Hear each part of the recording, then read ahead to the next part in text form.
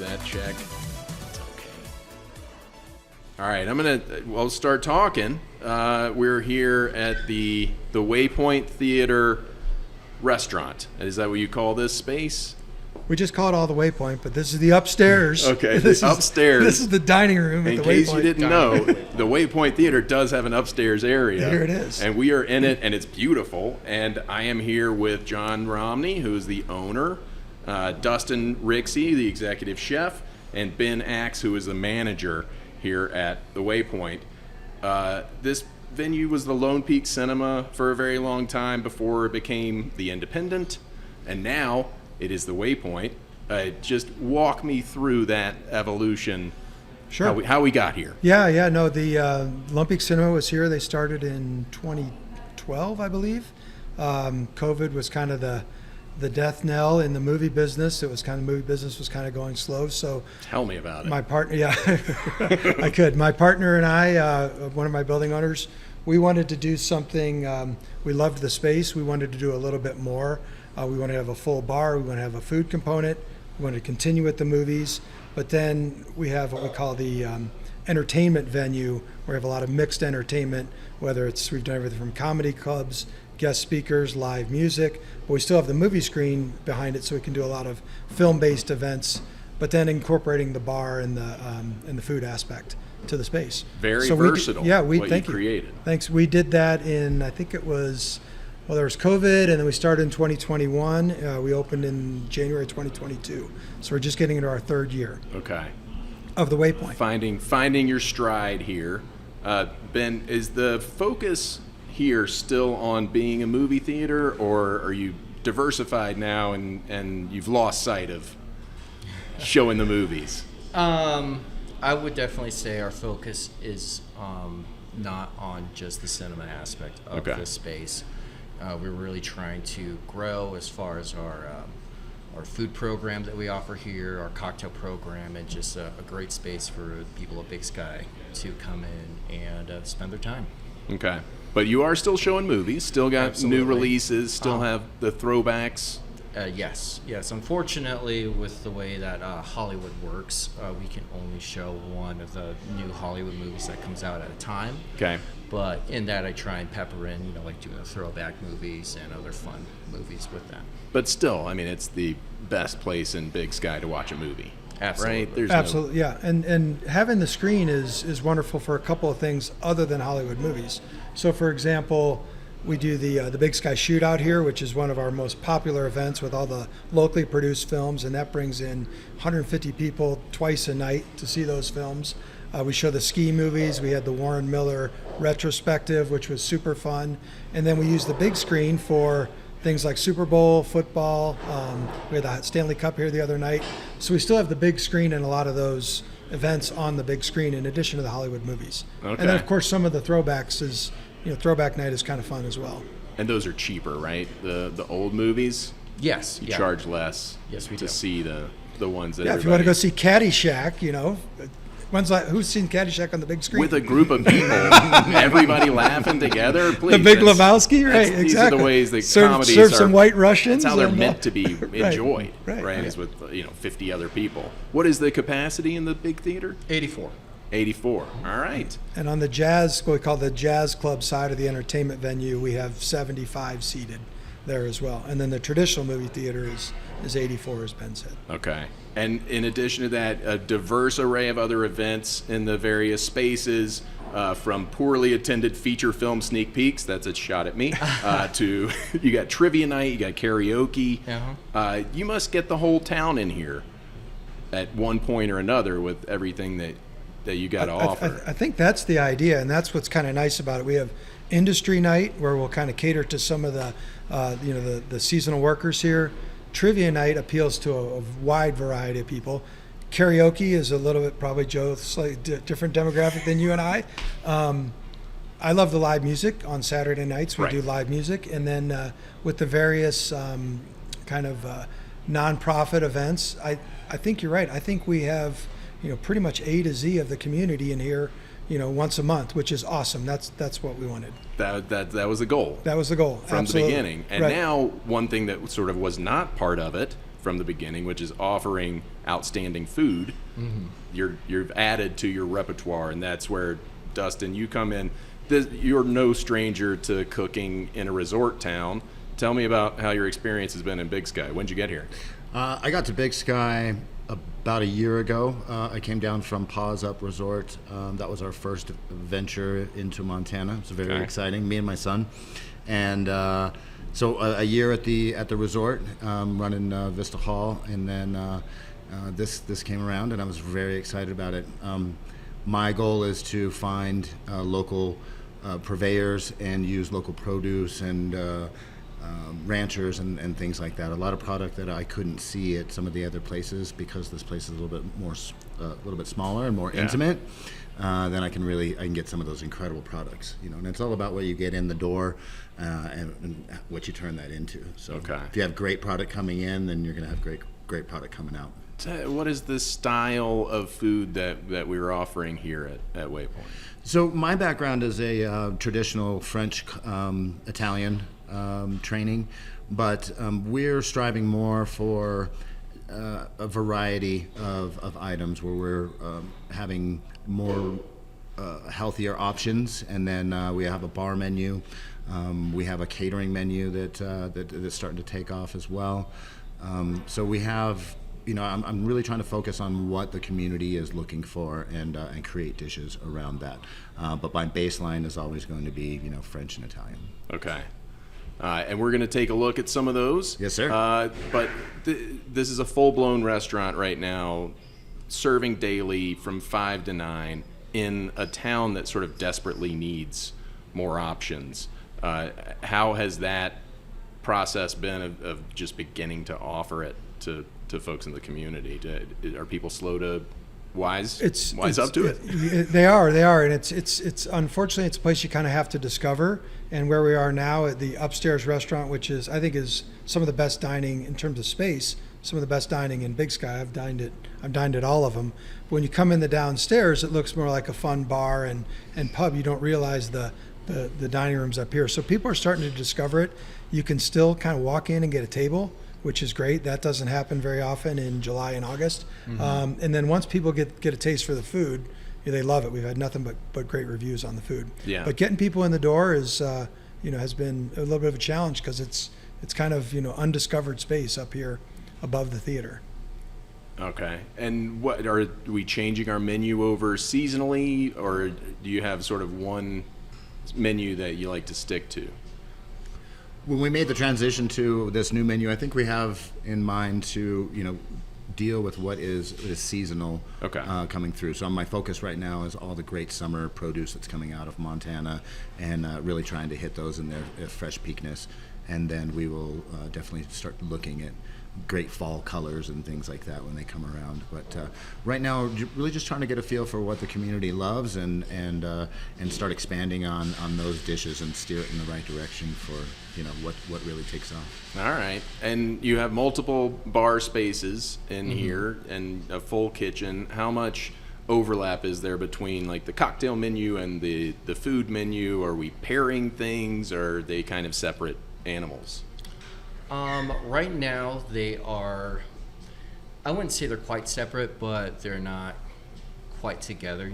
With the cocktail program, like what Chef does with the food program, we try and provide nice, light, and refreshing things that we can offer in the summer that goes well with the weather and the climate and what's going on, versus kind of like more earthy and heartier drinks that we would provide in the wintertime. Okay. We're hoping as we we just get Dustin in, and I said it's a marathon, not a sprint. And you know how this town is all of a sudden we're going to be 6,000 RPMs next week, and it's tough, right? We're trying to serve more elegant dining upstairs. We have more of a kind of the gastro pub and some of the more finger food type items for downstairs and outside. But as we get into the winter and people are inside, we'd like to start doing maybe even like pop-up menus every weekend where we could do wine pairings and switch it up. People that come here a lot, we've got some great restaurants, but sometimes you get tired. I don't want to mention a name, but I love Olive Bees, but I've been there 30 times. So and there's a lot of people that are like that. So if we can have something here that's kind of different every night and do some wine pairings, that would be pretty fun. Yeah. And it's also not a bad place to watch a game. Absolutely, yeah, absolutely. You got a fair amount of TVs in here, so you can have a classy cocktail while you watch a sporting event, which there aren't many places in town you could do that. That's right. Are you exclusively serving local celebrity liquors, or is your do you have a full array? We have a full array here. It's not all Jason Momoa vodka? No, we still don't have any of that. I haven't tried it. But yeah, no, we try and provide a lot of Montana spirits. But yeah, we have a lot of different liquors and liqueurs to make some great cocktails down there. Okay. And up here as well. Awesome. And is this dinner and a movie promo still happening? Absolutely. Nice. Tell me about that, because I love the idea. Yeah, so we're just trying to think of cool, creative ways to get people in here, and it's something I used to do with my mom as a kid. Was we would go grab lunch or go grab a meal, then go watch a movie or before or after the meal. So on Sundays, if you want to come in and have some food and then go watch a flick, or watch a flick and then come and have some dinner, we take care of the purchase of the tickets, and then we also provide a beverage for you as well to enjoy. If you eat at the restaurant, Yes. you get a free ticket and drink to watch a movie. That's so great. Yeah. Buy your We don't own give away the popcorn. The margins are on the popcorn. Yeah, you got to there buy you it. Yeah, we're gonna need a whole nother podcast for that. That's where they stick you. The popcorn is very good here. Oh, yeah. By the way, and that's incredibly important. You got to have your popcorn and the candy supply. I try to stay out of the way and let Ben and the skilled people run the thing. But one of the things that we wanted to do was real butter, so we actually got rid of the Real butter. real butter on popcorn. Yeah. So No joke. that was one of Who my. does that? Right. We Nobody do. does that. No coconut oil here. No No, coconut. Only the good stuff. I think we had a bunch left over when we took over. There was a couple cases of coconut oil, so that went to good use. But Are you sick of the smell of popcorn yet? No, it's the best time every day. Okay. It never gets old. There's no such thing. And I mean, if you have it around, are you eating popcorn every day? Oh, Maybe a little bit. Okay. yeah, I'll go like a week and I might have a little, then I'll go like 6 months without eating popcorn. Okay. It's always good, but sometimes it's too much good. All right, outstanding. Well, I do have if we're still waiting on food and drinks, can I go into the game, or it's up to you guys? we have to. Yeah, there's a game? Wait a minute. We'll stop down. There is a game. Yeah, it's just like it's dumb. But Well, I have some cocktails coming up here. all right, the magic of TV, and all of a sudden we Whoa, have snap your these finger. beautiful arrangements of food and cocktails. It's the prep time here that really knocks it. You guys, 30 seconds and the food's out. Bang, bang, bang. All right, I'm going to let Dustin and Ben sort of do your dance so that you guys talk about all the stuff that's in front of us right now. It is very pretty. Thank you. Thank you. So, as far as the drinks go, we have our cucumber couloir right here. We have our peaches in heat, and then we also have our what the health shots, and I'll get into all those. So our cucumber couloir is a cocktail that has vodka, Canton, which is a ginger liqueur, cucumber syrup, soda water for a little bit of texture and depth, and then a little bit of saline solution to help get all the little nuanced flavors and have them pop out. Really? So it's a nice earthy, vegetal, yet refreshing cocktail. Okay, and put it straight in your eye if you need to Exactly, yeah. lubricate. I would That's good. recommend drinking it, but you do whatever you want. I can smell it from here. The very fresh Yeah. smelling. Crisp. That one seems great. All right. What about the peaches and So heat? the peaches in heat, that is one of our most popular cocktails. That one is mezcal, peaches, coconut cream with the house-made habanero sauce in it as well. Oh, come on. And we do a little tahini rin there as well. And the peaches are in heat? They're Always No. in heat. They're from Georgia. Yeah. And what about the health shots? So we have decided this season as well. One of the trending things right now in the cocktail world is supplying NA options. So this is one of 4 of our NA options that we have here at the movie theater, and these are called, like I said, what the health shots. We do fresh pressed ginger with fresh lemon juice, orange juice, and a little bit of agave. It's got a little kick to it, but it is 0% alcohol. All right. So this is the one we're all shooting Yeah. right now. Then slide one over to. Oh, Thank you you. you got one. Michael needs one. Yep. All right. Cheers. Cheers. Cheers, Salute. guys. Salute. Salute. To your health.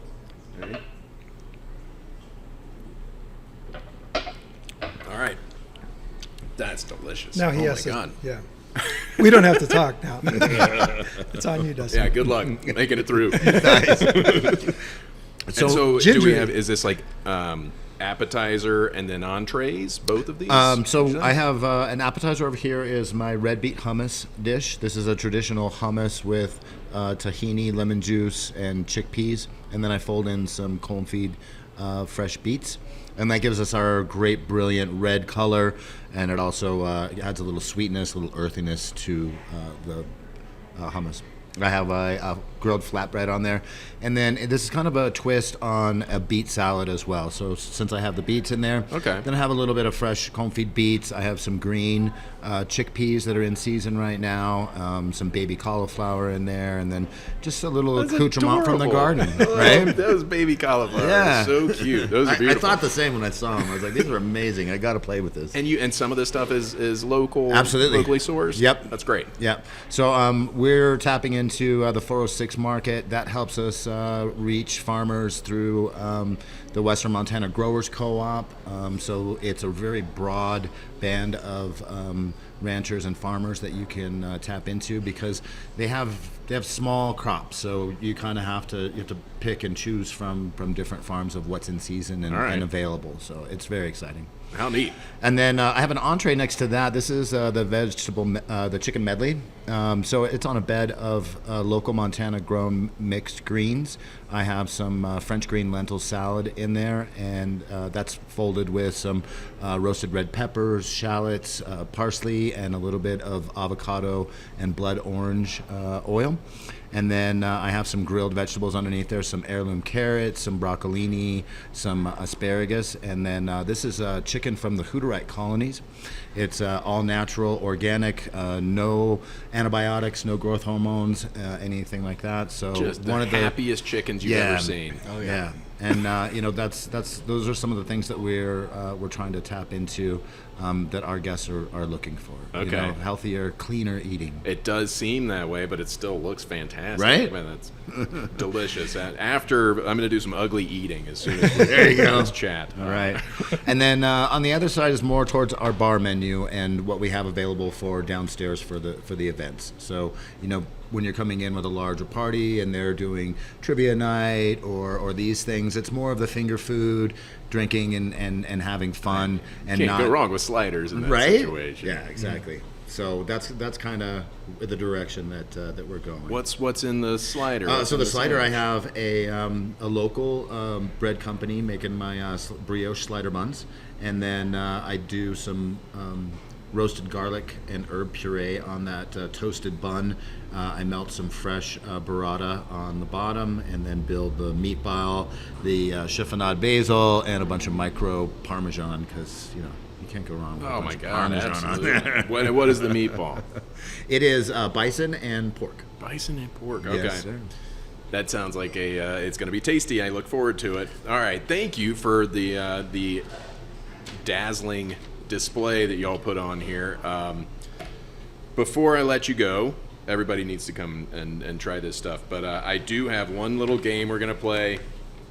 Dinner and a movie we talked about. That's one of your specials. This game is called Dinner in a Movie. It is a trivia game about eating meals in movies. Ooh, I'm in trouble. Okay? It starts out very easy, but then it'll get hard. All right. So we'll see what how many movies you guys have been watching. First off, what dish do Lady and the Tramp Oh gosh, share that was the one romantically? I was going to come up with. The spaghetti meatballs. They share spaghetti. Very Right. good. In a deleted scene, they both barf up the dinner and eat it again. It's actually All right. true. In Cool Hand Luke, what does Paul Newman famously eat in 1 hour? Hard-boiled eggs. All right. Very good. Yep. Do you remember how many? It was more than it wasn't a dozen. I think it was more than a Yeah, it had to be more than a dozen. 50. Oh my gosh. Yeah, ate 50 hard-boiled eggs. That's the last thing Paul Newman ever ate that wasn't drenched in salad dressing. Famous. All right. In Pulp Fiction, what does John Travolta complain about paying $5 for? Milkshake. Yeah, very good. The Martin and Lewis vanilla milkshake for Uma Thurman. Doesn't have bourbon in it? But he wanted the sirloin steak blood rare, right? Yeah. That was the thing. Or no, that she ordered it bloody. You know your movies. milkshake, nice. I would jump for joy to pay $5 for a milkshake these days. Oh, Yeah. Thanks a lot, shrinkflation. Right. That's my joke for that. All right. How about this? Annie Hall. What do Woody Allen and Diane Keaton have trouble boiling? Yeah, this one's more of a reach. Went from Lady in the Tramp, the layup, to this. It gets even harder. Yeah, I have no idea on that one. All right, you're going to kick yourself. It's lobster. They boil lobster together, have a hard time. Woody Allen would later say he had difficulty because the lobster was too old. He always found it much easier to work with underage lobsters. Oh, that's so appropriate. Do you remember when they boiled the lobster on Saturday Night Live? Larry the Lobster? Is it a giant Yeah. lobster? Yeah. That's a good one. Land shark. All right. In The Great Outdoors, how many ounces does John Candy's steak weigh? He eats a giant steak for a challenge. How many ounces do you remember? 50 plus ounces. It's in the name of the steak. Is it 72? They called it the old 96er. Oh, that's 96 right. ounce steak. The old 96er. That's right. Or as Joey Chestnut calls it, an amuse-bouche. Yeah. Am I right? That was my chef at the table. All right, here's the last one. In The Breakfast Club, all of the students have a sack lunch, basically. Can you name Oh, yeah. name them all? Oh, Can boy, you name name them all. any of the lunches that were brought by the students? One was sushi. Very good. Molly Was it- Ringwald has sushi. Was there a PBJ or a There was peanut a butter? PBJ. Yeah, exactly. Anthony I Michael remember Hall that. has Right, a PBJ with the crust The cut crust off. cut off, right? Yeah. Exactly. So now it's on you, Ben. Oh, yeah. I think I've seen that movie It's once. 2 of the 5. There's a jock, there's the bad boy, and there's the weird girl Right. left. Oh boy, there's 3 more choices. Uh-huh. Oh, doesn't the dark girl wear she's gothic girl wear she Lucky Charms? She puts Captain Crunch Captain Oh my Crunch. God. on her sandwich. Very good, Dustin. She starts out with olive loaf, That's right. rips off the meat, throws it on the statue, Yeah. Wow. and then she rips open pixie sticks, dumps that on her sandwich, and then puts Captain Crunch on there, Crunch. smushes it down together and eats that. You get to have credit for that. Totally. I'm very impressed. Emilio Estevez has brought several sandwiches. He's the jock. Oh, right. Full bag of chips. That's right. Bag That's of right. cookies, banana, Yeah. and an apple. And then Judd Nelson, the bad boy, has nothing. He has nothing. He Cigarette. basically has a cigarette and a can of Coke for lunch. Right. But that good work, all 3 of you. See, you know stuff. That's right. You're clearly movie and food people. There you go. We learned this today at the Waypoint. Come and eat dinner here, 5 to 9 every day. Executive Chef Dustin is cooking it up, and John and Ben are happy to host you. So, thank you guys for your time, for Thank you. giving us the dining room for a little bit. Absolutely. Okay. Nice to see you, Joe. All right.